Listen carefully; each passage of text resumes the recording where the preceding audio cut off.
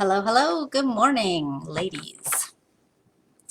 Sorry I'm a little late, technical difficulties. I was going to go live with Be Live and it kept crashing my browser. So here I am with good old-fashioned Facebook. So today I wanted to jump right in and start talking about the 7 tips for running an effective affiliate campaign, or being a good affiliate, how you can make the most when you are running an affiliate campaign. So the first thing seems logical, but number one is gather everything into one place. Keep all your information together. I love Airtable because you can attach images in there versus like a Google spreadsheet where then you're going to need a Google Drive somewhere. So I love Airtable, but whatever you use, keep everything together and decide what type of campaign you're going to want to run and who is it for. And so I'm going to talk about 2 different types of campaigns. One is like a high ticket affiliate campaign, which would be like for Marie Forleo's B School, or if you're like in the blogging world, you may have heard of Ruth Soukup, who does her Elite Blog Academy, and both of these ladies run their campaigns maybe once or twice a year, and you'll get, I'm on a lot of email lists, so I will get a ton of emails from different people that I subscribe to that they are affiliates for those different programs as well. And they'll be like, okay, it's coming, it's coming. And, I get tired of hearing of it because I'm like way beyond B School and I don't want Elite Blogging Academy information. But I'll get to that later. So, but those are high ticket campaigns because they run usually limited once or twice a year. They are high ticket programs costing thousands of dollars. And so if you are an affiliate for those programs, your 30 or 40% take home affiliate money will be huge. So oftentimes it is beneficial to you to take that time and plan and run an effective campaign. You are taking time away from your business and perhaps client work, but it usually pays off big at the end.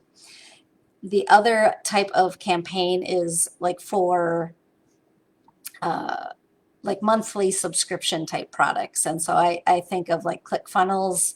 I was promoting ClickFunnels for a while.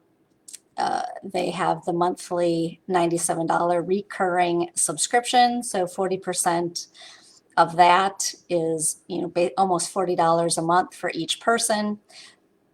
They have their dream car giveaway, which is if you get 100 affiliates, first of all, that's like $4,000 a month recurring, and you get they'll pay for your dream car payment as long as you have 100 affiliates under you subscribing to ClickFunnels. So it can be lucrative.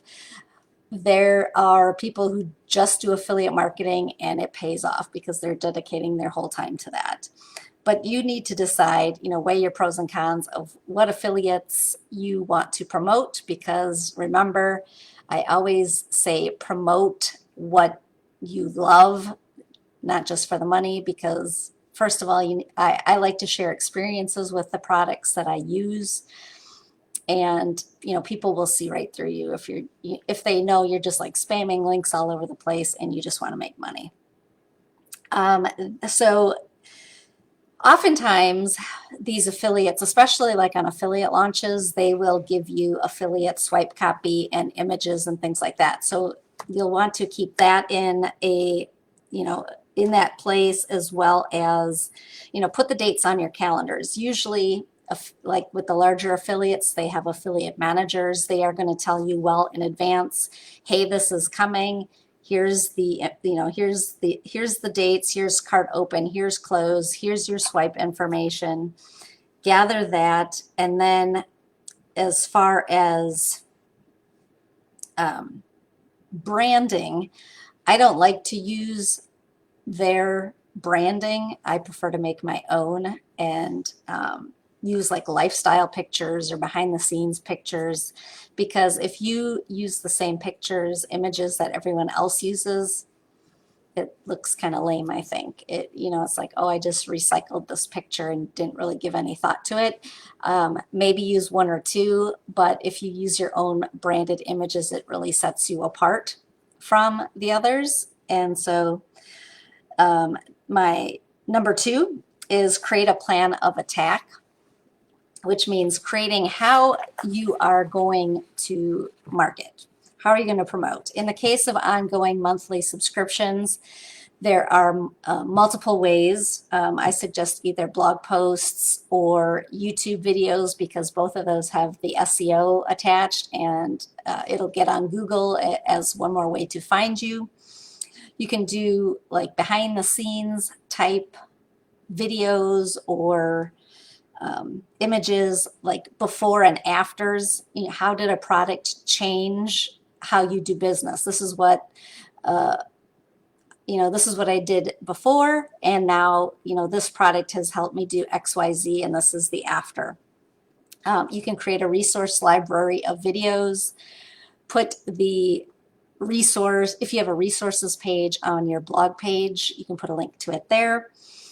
Add links when you create lead magnets. If, like, I use Tailwind, so Tailwind is plastered everywhere in lead magnets, in my course, etc.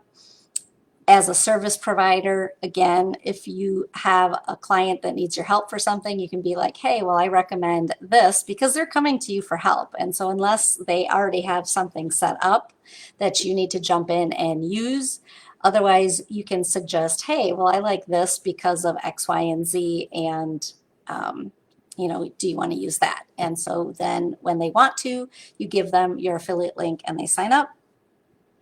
This is really good for the social media programs, email marketing, depends what level your customer is at. The other thing is then put your, when they're evergreen, put these social media promotions basically on recycle. I would load them into, I like RecurPost, or I just bought on AppSumo. They had a deal for SocialBee. Both of them recycle, repost the contents. So, create a series of social media posts and then load them up, and then they will continue. The other thing, tip number 3, is create the assets. And so this is the gathering probably doesn't take much time. The creating the assets is where you're going to spend the bulk of your time, which is recording videos or making graphics, taking pictures, all of that. You will also want to create a cohesive email series, I suggest. And one of the things with an email series is really knowing where your customer is at, where are you reaching them. And so there's 5 levels of awareness. I'm going to just do a quick kind of run through, give you an example. So 1 is unaware. And unaware means they don't know your product exists. They don't think they have a problem, or that a better way exists. And so an example of this would be like GrooveFunnels, which I'm promoting currently. Most people, you have multiple subscriptions. That's just how business rolls. And that's, they integrate with each other and you're set. So if you're like that, that's how I was. You're not, you don't really see a problem with that, because that's what most everybody else does. So, GrooveFunnels is like, hey, I'm an all-in-one platform. I'm going to save you money by not having multiple subscriptions. You can fire your tech guy because you don't need to worry about integrations. Everything is all in one, and here's the solution. So that would require education at that point, because it's like, well, what problem are you solving? Is it even a problem? And how is my product going to help you solve that problem? Number 2 is problem aware. You may have a problem but don't know how to solve it. And so that was a little bit where I was at on a previous last week's live. I had talked about how I had the pros and cons of my tech woes with Podia and ClickFunnels, and I was trying to find a better way, and I thought it was ThriveCart, and I was ready to go with ThriveCart until GrooveFunnels came in. and kind of like solved everything and saved me money and a whole lot more. So again, you're going to have to meet people where they are at. Number 3 is solution aware. The solution of their problem, there is a solution to their problem, but they don't know about you or your product yet. And so this could be twofold. One, it could be like if, for example, I was setting up affiliates for my Pinterest course. Well, everyone knows what Pinterest is and hopefully know how Pinterest can help you, but they may need a course. They may never have heard of me. So part of that is going to be, I have the solution, and then talking about how am I the person to help you. Same thing like with GrooveFunnels. It was, and especially it's in beta. So you're like, well, who's behind it? Who's creating it? Are they techie? Do they know anything? What's their, what is their credibility?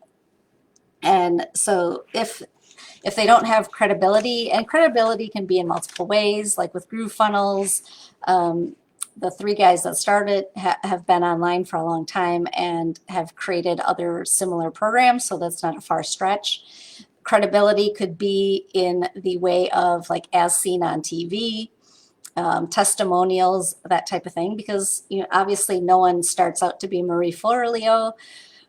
You have to build your reputation. And so that is a way, as you have happy clients, happy customers, you can put that on your sales page, and you can also put them in your emails and tell people these stories of, hey, I had, customer Jane, she bought my course from me and this was her problem and this is how it solved it. And now she's like fantastic. She's happy with the solution. And then number 4 is product aware. They know about you and your product, but they haven't invested yet. They probably know about your competitors, but aren't sure if your solution is the best thing for them right now. So here is where you would, especially in an affiliate campaign, you'll have that urgency at the end, the scarcity tactic, because it's like get in now because this offer is going away.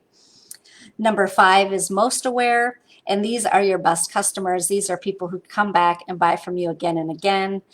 A lot of you in this group know Julie and Kathy over at Funnel Gorgeous. I am an affiliate for them. And so if you know them, it's like pretty much anything that they're coming out with, funnel drops or a new course or whatever it is.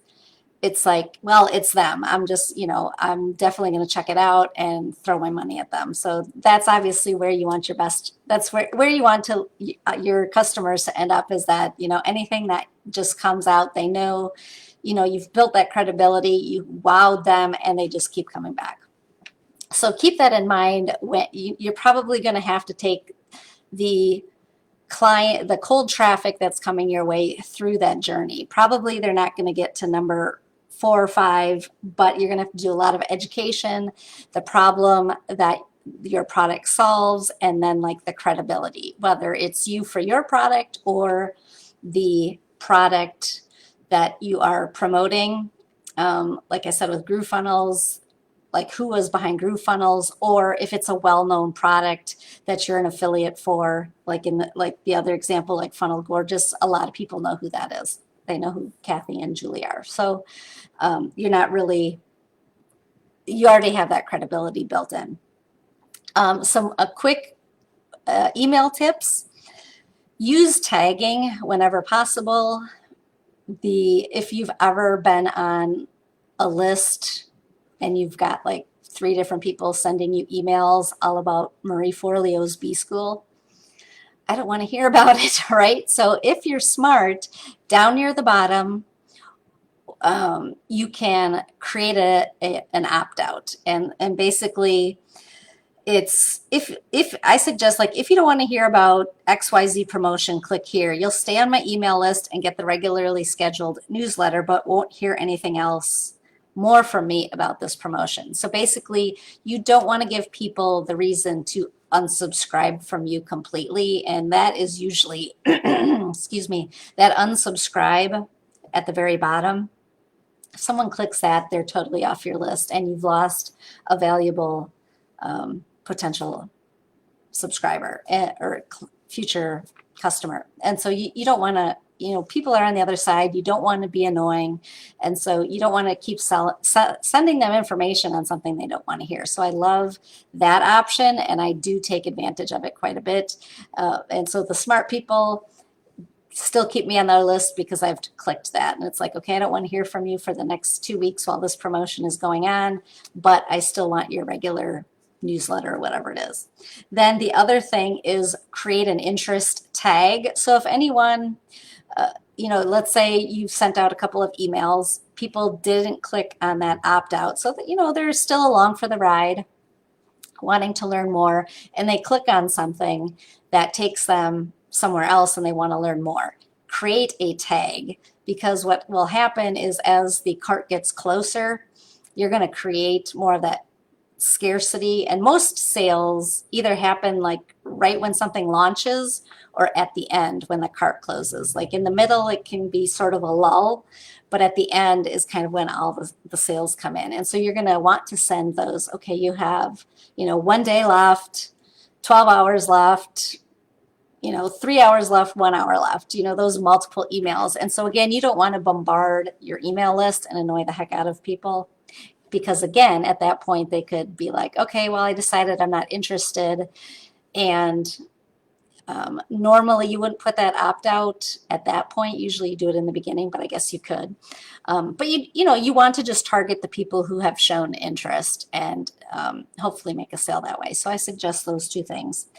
The next tip, I think that's tip number 4, is build a landing page. Again, it's you. People are coming to you. It's in your branding. It's also called a bridge page. And basically that explains the problem it solves, kind of, it's like twisting that knife, like, hey, did you have this problem? I used to have that problem too.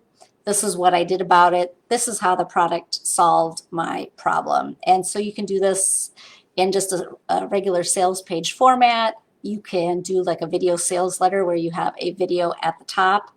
I say a bridge page because normally what you do is you've driven traffic to the sales page for a certain reason because of some problem. And then like when they go to like purchase, they're not really going to purchase because it's not coming directly from you. So you have to send them to your affiliate's sales page. So you want to tell them what's going to happen next. And so this is where I would say, okay, well, this is the product I use.